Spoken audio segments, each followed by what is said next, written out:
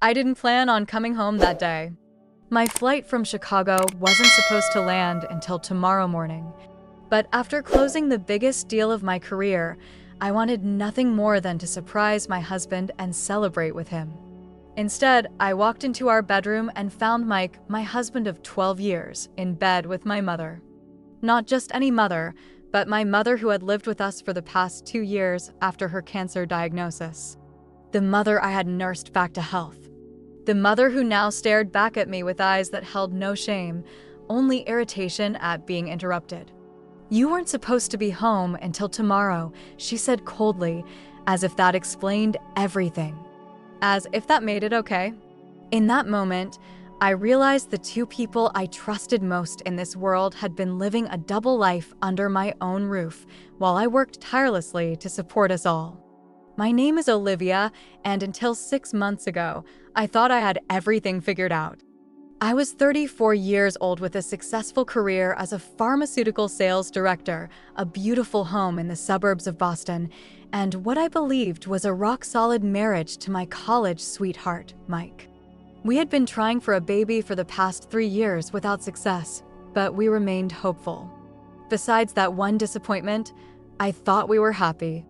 My mother, Patricia, had moved in with us 2 years ago after being diagnosed with stage 3 breast cancer. At 59, she was still relatively young, and the diagnosis hit our family hard. My father had passed away when I was in college, so there was no question that she would come stay with us during her treatment. Mike had been incredibly supportive of the idea, insisting that family should stick together during difficult times. I took a 3-month leave from work to help my mother through the worst of her chemotherapy. Those were dark days filled with hospital visits, medication schedules, and holding her hair back as she vomited from the treatments. Mike was there for both of us, bringing home dinner when I was too exhausted to cook, sitting with my mother when I needed a break, and being the emotional rock we both leaned on. When my leave ended, I went back to work with the assurance that Mike would continue helping with my mother's care while I was at the office. By that point, she was doing better, still weak, but able to manage basic self-care. I thought how fortunate I was to have such a devoted husband who was willing to support not just me, but my family in our time of need. After another year of treatments, my mother was declared cancer-free. We celebrated with champagne and talked about her future plans. She mentioned looking for her own place again, but both Mike and I insisted she stay with us a bit longer to fully regain her strength. In retrospect, Mike was particularly adamant about her staying, which should have been my first clue. The past 6 months had been the best in a long time. My mother was healthy again, my career was thriving, and Mike and I had renewed our efforts to start a family. I was traveling more for work as I'd recently been promoted, but Mike assured me he didn't mind. "Your mother keeps me company," he'd say with a smile that I now realize held meanings I never imagined. The day everything fell apart started like any other business trip. I kissed Mike goodbye at 5 a.m. before heading to the airport for my flight to Chicago. It was supposed to be a 3-day trip for a major pharmaceutical conference where I would be presenting our company's newest product line. I had spent weeks preparing for this presentation, knowing it could mean another promotion if I impressed the right people. And I did.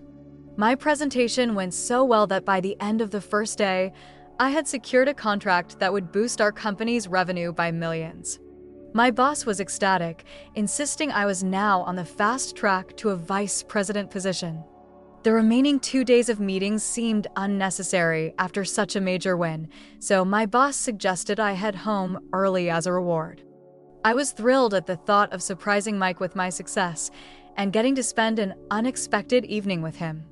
I booked the first flight home, not even telling him I was coming. I wanted to see his face when I walked through the door with a bottle of his favorite whiskey and news of my triumph. My flight landed at 7 p.m., and I took an Uber straight home, anticipating a quiet evening where I could share my news and maybe even continue our efforts towards starting a family. The house was oddly quiet when I arrived, though both my mother's car and Mike's were in the driveway. I figured they might be watching TV or reading in their respective rooms. My mother had taken over our guest suite on the first floor due to mobility issues during her treatment, while Mike and I had our master bedroom upstairs. I quietly entered the house, whiskey in hand, planning to freshen up before finding Mike. As I climbed the stairs toward our bedroom, I heard muffled sounds that made me pause. At first, I thought Mike might be watching something on his laptop with headphones half on. He did that sometimes when I was away, falling asleep to Netflix shows. But as I got closer to our bedroom door, which was slightly ajar, the sounds clarified into something unmistakable. My heart started racing as my brain tried to deny what my ears were clearly hearing. I told myself it couldn't be what it sounded like. Mike would never betray me. Not after 12 years.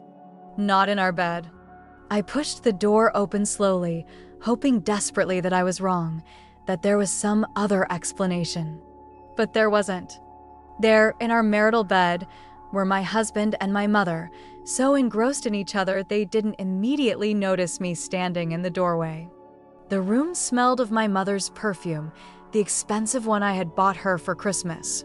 The same perfume that sometimes lingered on Mike's clothes, which he always explained away as having helped her with something around the house.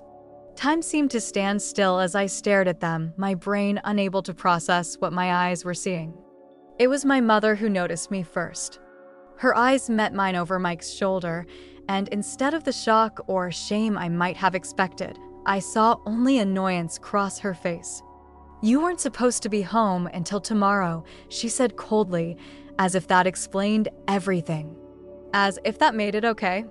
Mike whipped around, his face draining of color as he scrambled to cover himself with our bedsheet, the same sheets I had splurged on for our 10th anniversary. "Olivia." Oh God, Olivia.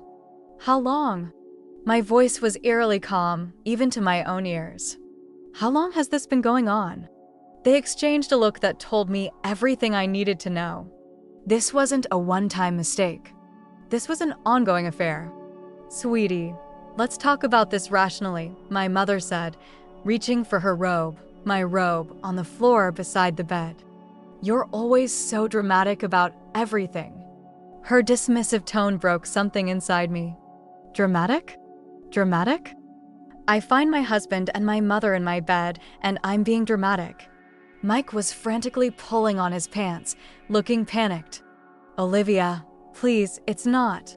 "If you say it's not what it looks like, I will throw this bottle at your head," I said, suddenly aware I was still clutching the whiskey I'd bought to celebrate with him.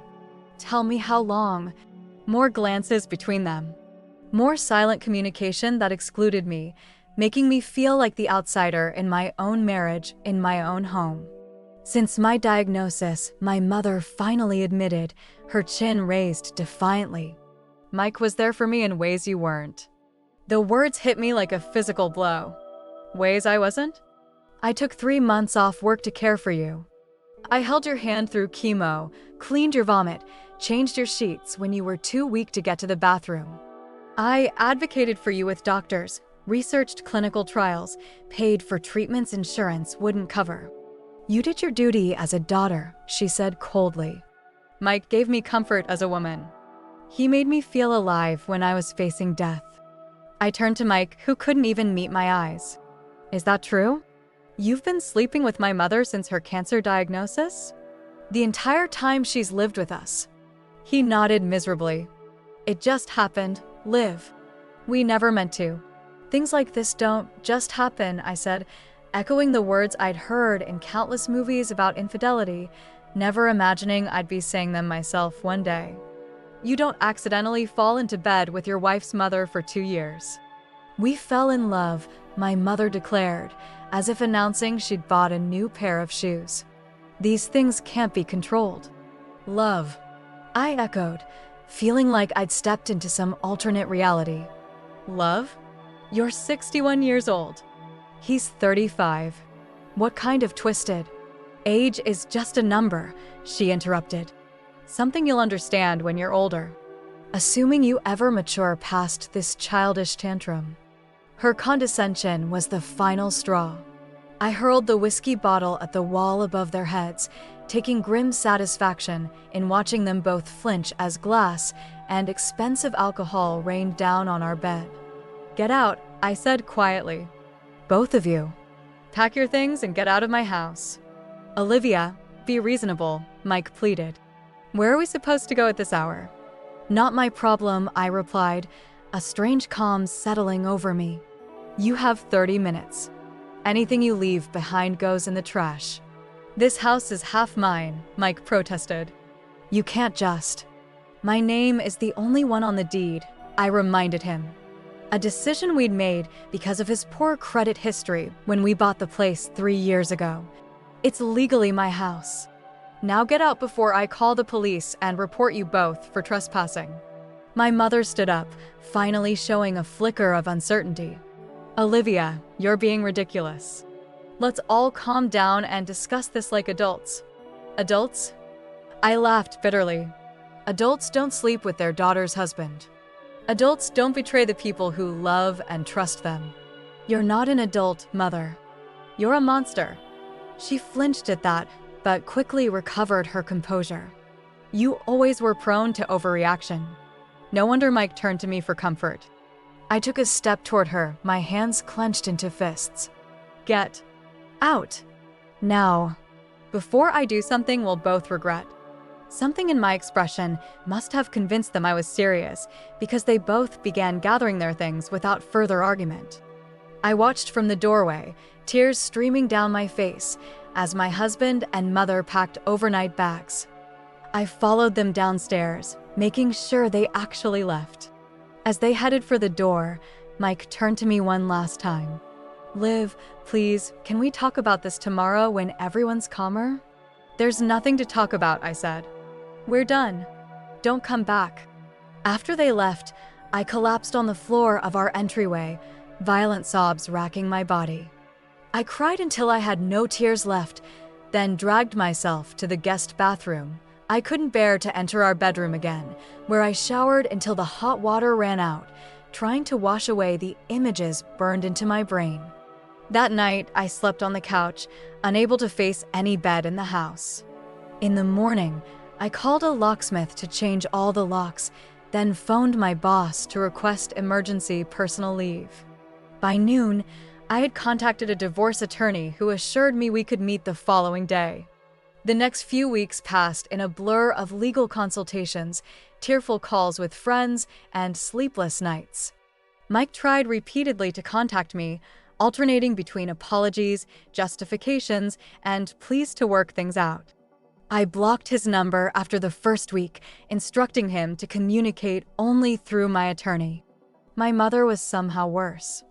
She sent a series of emails explaining how their connection had been unexpected but beautiful, how sometimes love didn't follow conventional rules, and how she hoped I could eventually be happy for them.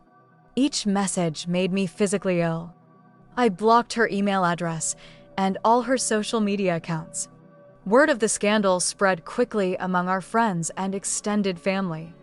People chose sides, with most expressing shock and support for me, though a few suggested I should at least hear them out. My younger sister flew in from Seattle to stay with me for 2 weeks, her presence the only thing keeping me somewhat functional during the worst of it. The divorce proceedings were mercifully straightforward since we had no children and the house was in my name only. Mike tried to claim half its value, but my attorney successfully argued that given the circumstances of our separation and the fact that I had made all the down payment and mortgage payments from my separate account, he was entitled to much less than he sought. My mother moved in with Mike at his new apartment, a fact I learned from my aunt who remained in contact with her. The thought of them playing house together made me physically ill, but I tried to focus on rebuilding my own life rather than dwelling on their betrayal. 6 months have passed since that night. The divorce is final. I've sold the house. I couldn't bear to live there with those memories and bought a smaller place closer to my office. I've thrown myself into work, earning another promotion and the respect of my colleagues who have been incredibly supportive throughout this ordeal. Therapy has been my lifeline. My therapist helped me understand that what happened wasn't my fault, that some people are simply capable of breathtaking selfishness and betrayal. She's helping me rebuild my sense of trust, though I know it will be a long road before I can fully open my heart to someone again. I've cut all contact with my mother and Mike. Last I heard, they're still together, though my sister told me they've been ostracized by most of our family and mutual friends. Part of me wonders how long their love will last now that it's been dragged into the light and stripped of its forbidden excitement. But mostly, I try not to think about them at all. The hardest thing to come to terms with has been the realization that while I was building what I thought was a beautiful life with the two people I trusted most in the world, they were living a double life under my own roof. All those late nights I worked to advance my career and provide for us, all those business trips I took reluctantly because I missed home, all those times I called to check on my mother's health, they were using my absence, my trust, my love against me. There are still days when the pain feels fresh and overwhelming. Days when I look at old photos and wonder if any of it was real.